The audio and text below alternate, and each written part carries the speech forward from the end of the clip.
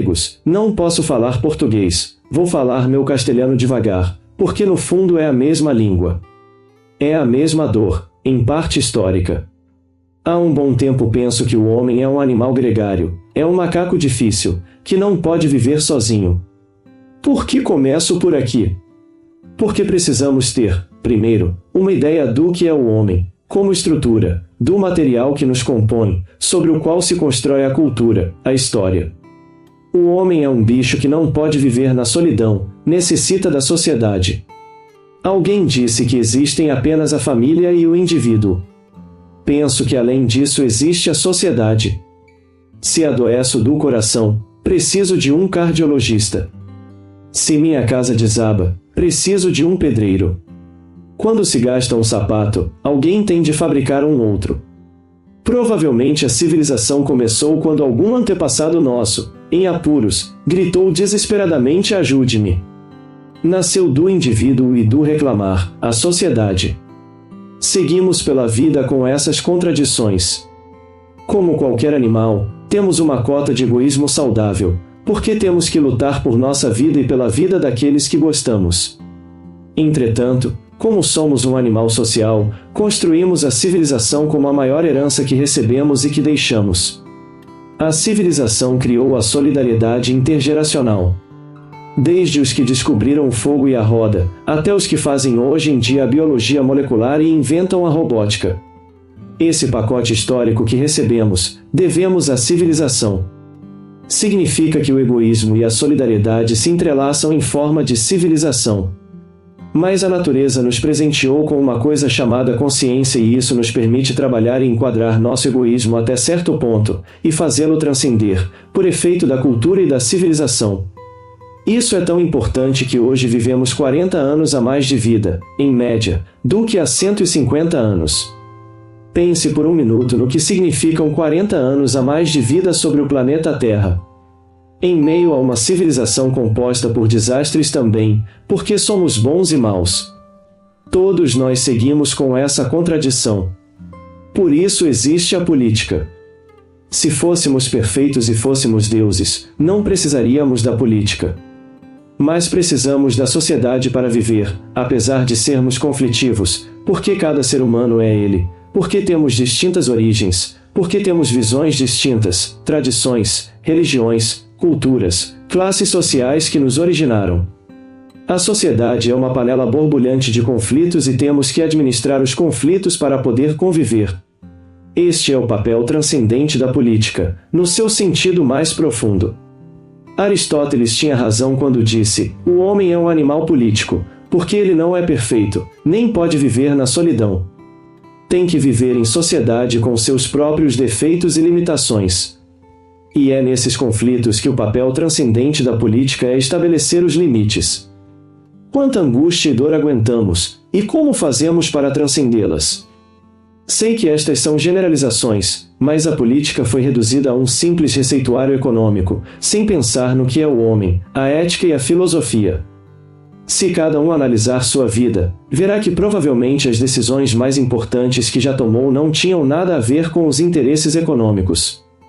Quer dizer que não temos interesses econômicos? Não. Quer dizer que as coisas são muito mais complexas. Temos interesses econômicos, mas também temos outros interesses. Somos individualistas? Claro que somos individualistas. Mas por que nos jogamos dentro de um edifício em chamas para tirar as vítimas, sem nem imaginar as consequências?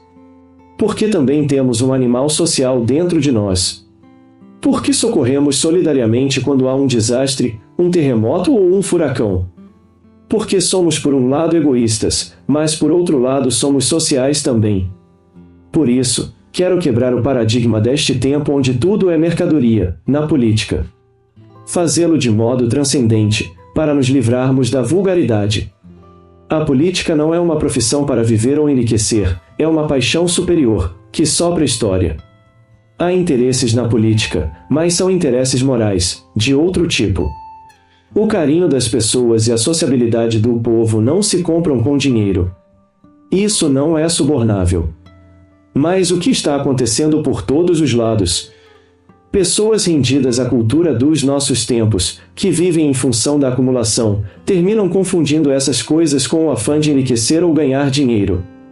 E quem entra na política com esta motivação não faz outra coisa que cair em uma armadilha. Veja bem, não sou intolerante com quem gosta demais de dinheiro.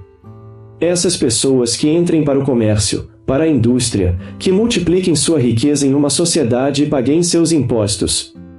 O problema é quando se usa da política para ganhar dinheiro. Isso mesmo depois da invenção das repúblicas modernas. Por que digo isso?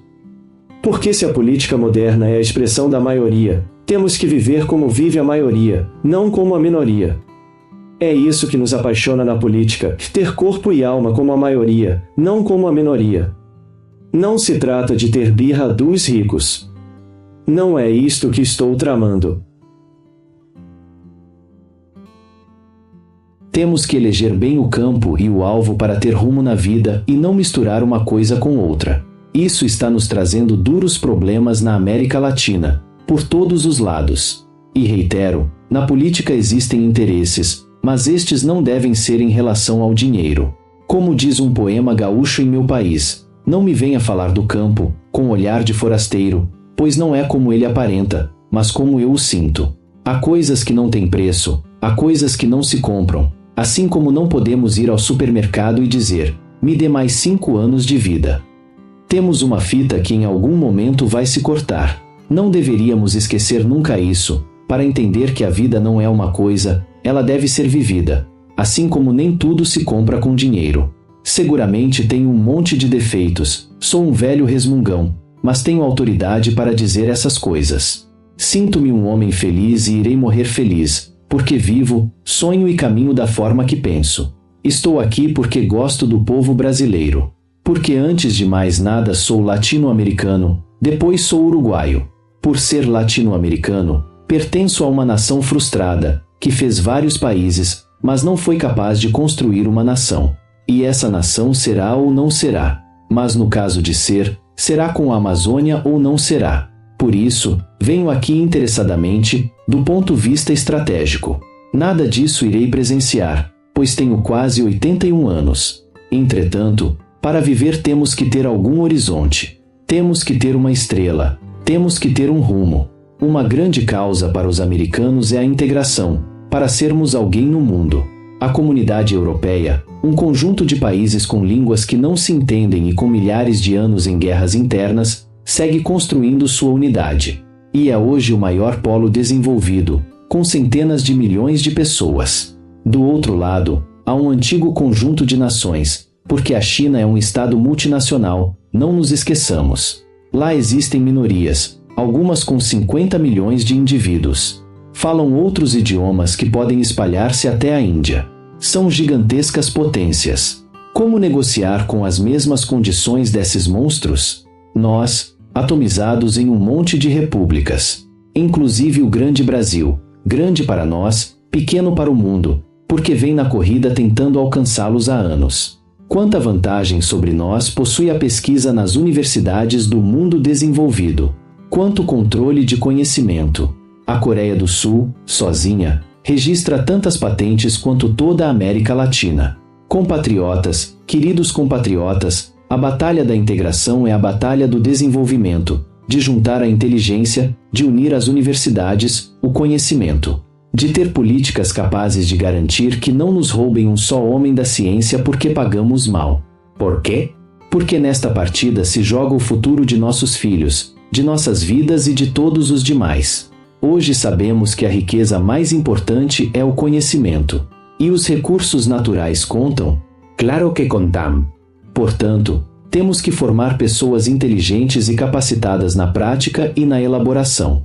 Estamos na porta de outra grande revolução, assim como foi a da informática e como está sendo a biológica. Vamos assistir nos próximos 30 anos a uma invasão da inteligência robótica aplicada ao trabalho, que mudará a situação das pessoas no ambiente de trabalho. Isso será positivo e negativo. Como todos os progressos tecnológicos importantes, vai deixar muita gente sem trabalho, ao passo que vai acabar com muitos trabalhos desumanos. Precisaremos de novas legislações sociais para atender os conflitos não só nas relações de trabalho, mas também nas horas de trabalho. Não me parece ruim que os robôs trabalhem para os homens, me parece fantástico. Porém, sempre e quando trabalhem para a humanidade inteira, sempre e quanto isso ajude a humanizar a jornada de trabalho, sempre e quanto isso nos proporcione mais tempo livre para viver. Essa vai ser a batalha política das próximas gerações.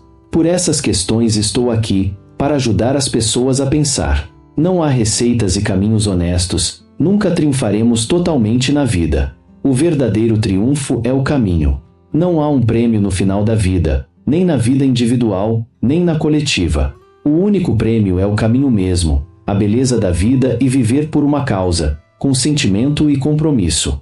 Ter uma fresta de liberdade, orientar parte de nossa vida para as coisas que nos motivam.